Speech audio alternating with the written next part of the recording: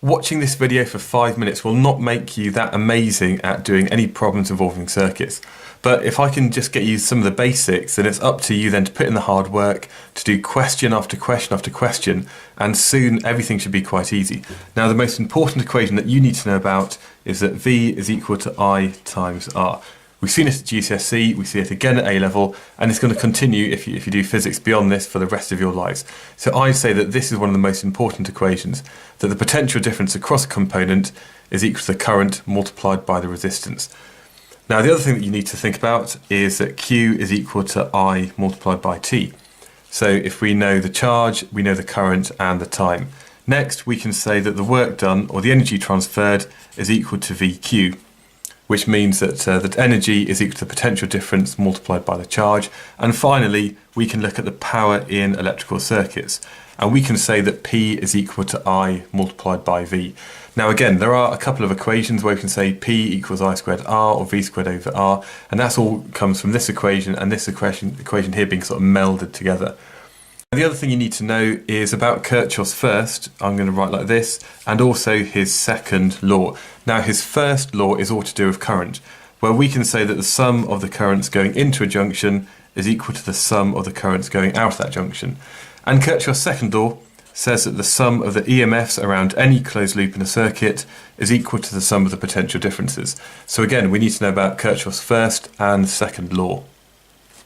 And finally, if we have resistors which are in series, we can say that the total resistance RT is equal to R1 plus R2 plus however many resistors there may be.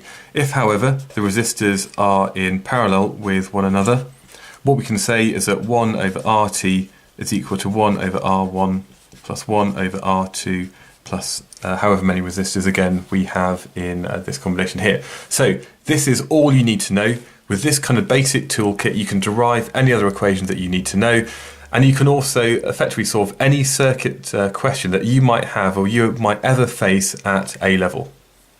So here we have an example of a very simple circuit, and perhaps we have an EMF, which is a battery, which is maybe 12 volts. And what we're going to assume is that there's negligible internal resistance. Now, perhaps we have 3 resistors. Now, each resistor has a resistance of 40 ohms.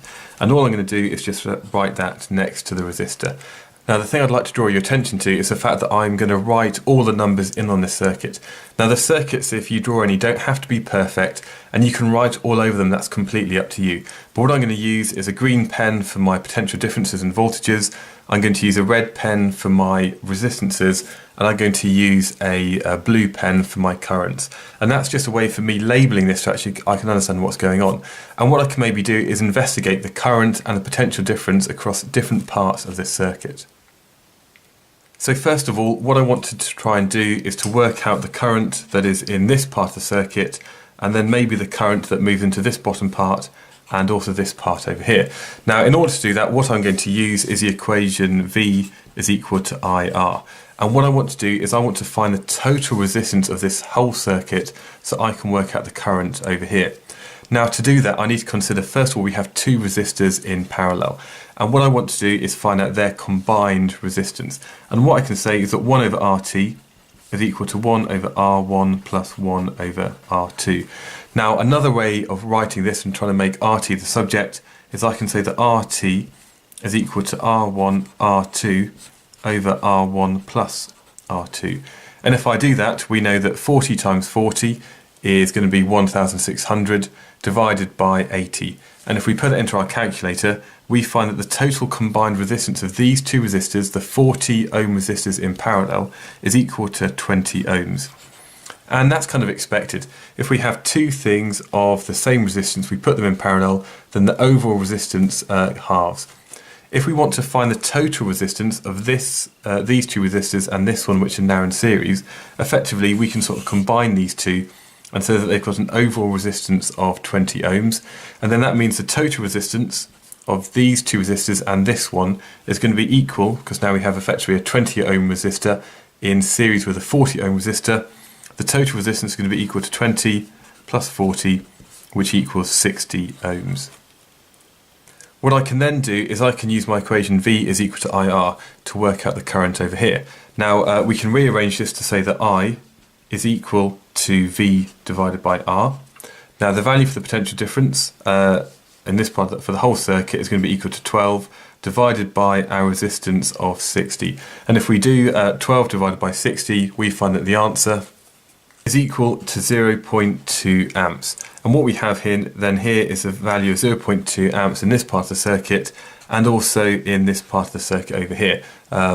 If we want to look at the current in this part and this part, well, effectively we have 0.2 amps coming in, and then what we're going to find is that we're going to have, because these are the same resistance, a value of 0.1 amps flowing in this top part and 0.1 amps flowing in this bottom part of the circuit. Again, we can maybe think about Kirchhoff's first law, that if we look at this junction here, the current flowing in of 0.1 added to 0.1 is equal to 0.2 that flows out of it. Finally, I can consider the potential difference across each part of the circuit. Now, if we look at the 40 ohm resistor, what we know about it is we know the current and we also know the resistance. So the current is equal to 0.2 multiplied by the resistance of 40, and this gives us a potential difference of 8 volts. So what we have is, although we've got this EMF of 12 volts, we have 8 volts over here. Now again, thinking back to Kirchhoff's second law, we know that the sum of the EMFs is equal to the sum of the PDs around any closed loop. And if this has a PD of 8 volts, that's 12, and that leaves 4 volts for this part of the circuit over here. And again, all I've done is I've just written in these values.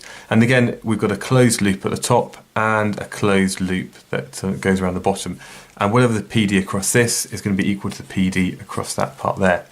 So what we can do is take a very simple circuit and we can apply various equations. We can use V equals IR. We can look at the combinations of resistors and maybe parallel and in series. And then we can use just these equations again and again to work out the current and the potential difference across all parts of a circuit. And that's everything that you're going to be doing at this kind of level. All it takes is just writing on top of the diagrams, working out individually the various PDs, the currents and the resistances of that whole circuit. And everything else will flow from there.